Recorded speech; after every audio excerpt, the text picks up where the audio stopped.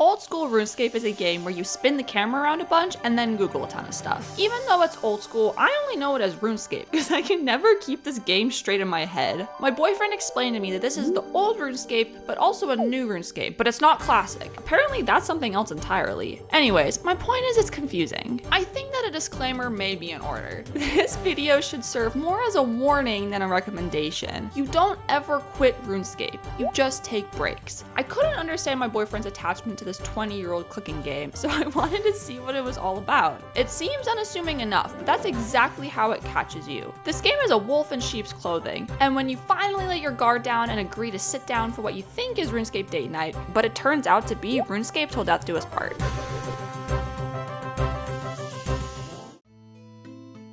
Now, I want to be completely honest with everyone. Up until about a year ago, I treated RuneScape more like an idle clicker game than an actual MMO. When I finally decided to take things a little more seriously, I walked in with some pretty cracked stats from all the years of occasionally tapping my phone or clicking my mouse while watching Netflix. We've been playing on again, off again for the past year or so, and even though I look like a player who knows what she's doing, I can assure you, without his help, I'd still be completely lost. There are so many little things to learn, and he has the benefit of like 20 years of spawning in Lumbridge under his belt. Is Violet Waves a GM?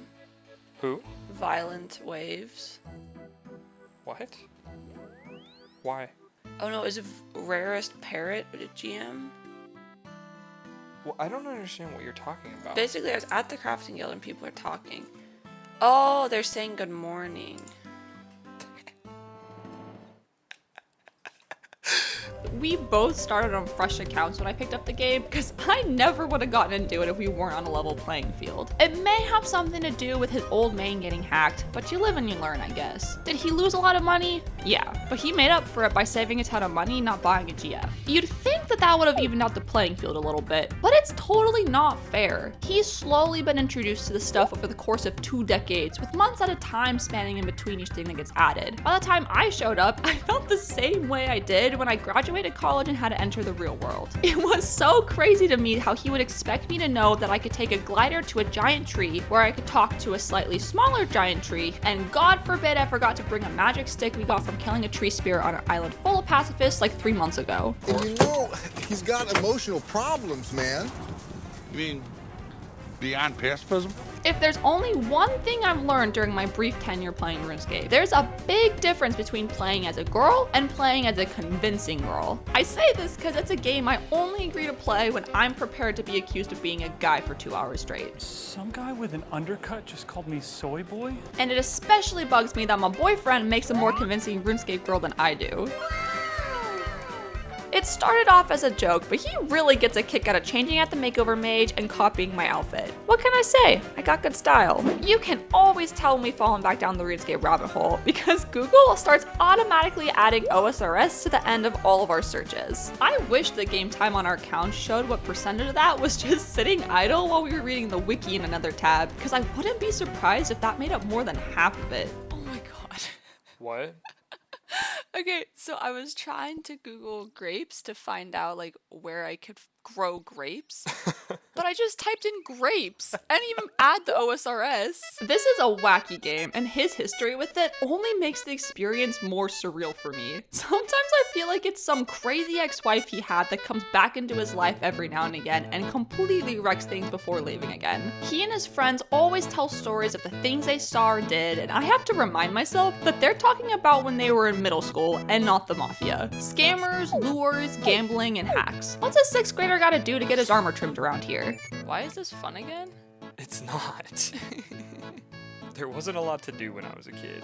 Oh my god, chompies! There's never a shortage of things to do in RuneScape, and I think for us both, the idea of doing things is a lot more fun than actually going out and doing them. I'm not saying that I have issues with follow through, but I just can't help but notice how when I don't know what to do in RuneScape, I go on YouTube and watch videos of people doing the stuff I probably should be doing instead of actually doing them myself. It doesn't help that every time you want to do one thing, there's like a million other prerequisites you gotta knock out first.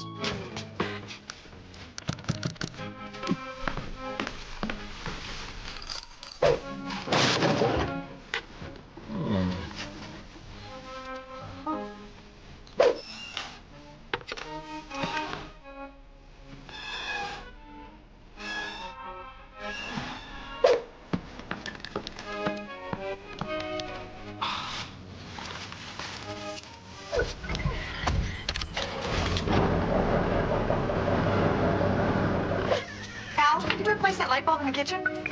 What does it look like I'm doing? One of our goals for this year was to complete every quest in the game. It's funny because I really love the storylines, but usually just end up spacebarring through the dialogue and getting the Cliff's Notes version of what happened for my boyfriend. The RuneScape Quest Helper plugin is my saving grace and probably the only reason we got Questscapes. Nothing puts a damper on the evening like getting halfway through the underground pass and then realizing I forgot the barrel of naphtha.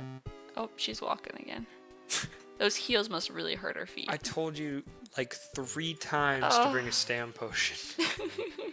You can have some of mine. Out of all the skills in the game, farming is easily my favorite. This is the only skill that you spend like 5 minutes a day doing and then still manage to make a boatload of money. The irony of paying a farmer to raise my crop for me so that I can take credit for it and then pay that same farmer to chop it down is not lost on me. But nothing is more satisfying than pulling 12 ranars from one patch. Just watch out for the mornings where my herb dies before I've had my coffee. It should come as no surprise that I love construction too. Building my houses in games is practically the only reason I play some of them. Of course, his bait took a severe hit in order for me to train this skill, because it just so happens to be one of the most expensive in the game. And if I'm being honest, I still haven't paid back that loan. I think the real reward for his generosity is being able to use his girlfriend's ornate pool and never feeling obligated to tip. My absolute favorite part of the game, and probably the only reason I've made it as far as I have, is the pets. For the uninitiated, whenever you're doing one of the already insane grinds of the game, there's like a fraction of a percent chance that you'll get a funny feeling you're being followed.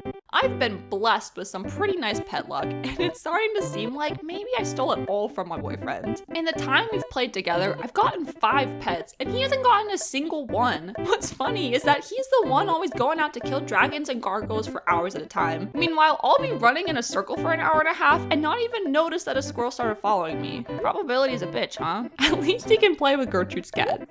A lot of people play this game for different reasons. You've probably heard of Minigamescape, Slayerscape, or Diaryscape, but the one for us that has persisted against all odds and been consistent every time we come back is none other than Fashioncape. You've got all these folks running around gracefully in their full Assassin's Creed outfit, but we adhere to the old ways and follow the Art of Fashioncape. If you want to call it an XP waste, then I'm afraid you may have forgotten how to have fun. In this household, the gnome scarf is best in slot. The first 3 years I played this game, I had no clue what the hell I was doing. The first day I logged in, there were people setting tons of fires in front of me, and I thought I had to cook and eat or else I'd die. For a long time, he pretty much just set me up in front of a grove of trees, turn on Sailor Moon, and then have me chop for 12 episodes at a time. 13 million experience and several seasons of anime later, he moved me over to Iron Ore. Nowadays, I've actually gone into the game and have a much better idea of what's going on. I can mostly play by myself, but it's nice to have him there every once in a while to help me figure out that I've been trying to make cannonballs with a Toad Crunchies tray for half an hour. Why isn't it possible? It's just not. Why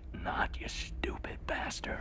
The real draw of me playing is my boyfriend has someone he can bring along when he goes bossing. It wasn't easy to get me up to speed on how this shit works, but thankfully sitting at Nightmare Zone for hours and clicking on a rock cake is super easy to do while painting nails. It's taken several hours, but now I know what a game tick is and will probably complain about it when I die, regardless of whether it had anything to do with why I died. Woo! Bringing along your girlfriend for boss fights has its pros and its cons. On the one hand, you've got all the benefits of a partner, like the double DPS, supplies, and also someone to complain to about going dry without the fear of them running off without a fair split. On the other hand, you've got to be ready to get halfway through the raid before we realize that I forgot bolts for my crossbow, or a crucial piece of gear. Oh my, Taryn. What? What's wrong? You're wearing a beekeeper's hat. Oh my god. Oh. I am face palming so How did that happen? One of the quirky parts of playing an MMO is you never know who you're going to run into. It was especially trippy when I made an unintentional cameo in a YouTube video my boyfriend was watching. Quick! Rewind it! Or at least closer to maxing, which I guess is a goal, so... There's a mode called Ironman, which basically makes this insane game even more insane. He lost that argument. Please help. It's basically the result of you playing the game so much that the repetitive shit that used to be unbearable isn't unbearable enough anymore, so you have to come up with new ways to make yourself suffer even more. Dropping every single arrow on the ground because I don't have an accumulator. Look at this. He dropped a hammer. Taryn, this is the first hammer on the account. Huge. It seems like at the end of the day, this game is all about collecting capes to show off to other people. We really should just start calling it RuneScape. Once a big milestone is reached and a massive grind is over, we both fizzle out and start putting off being productive. I'm more than happy to log in on a Friday night and just fill baskets full of tomatoes for half an hour while he tells me about how his day went if it means we're doing something together. You get an egg. Everybody gets an egg. Everybody gets an egg. Happy holidays. What the hell? See ya. Every time we come out of a RuneScape phase, I'm always amazed at how much time I have on my hands. If there's one thing this game is great for, it's teaching you how to really maximize your time. Of course, I'm way too much of a wuss to look at my account's playtime, because I have a feeling I probably wouldn't feel that way after seeing it. Hopefully watching this video doesn't make anyone relapse, because I don't want to be responsible for the hundreds of hours you lose spinning flax.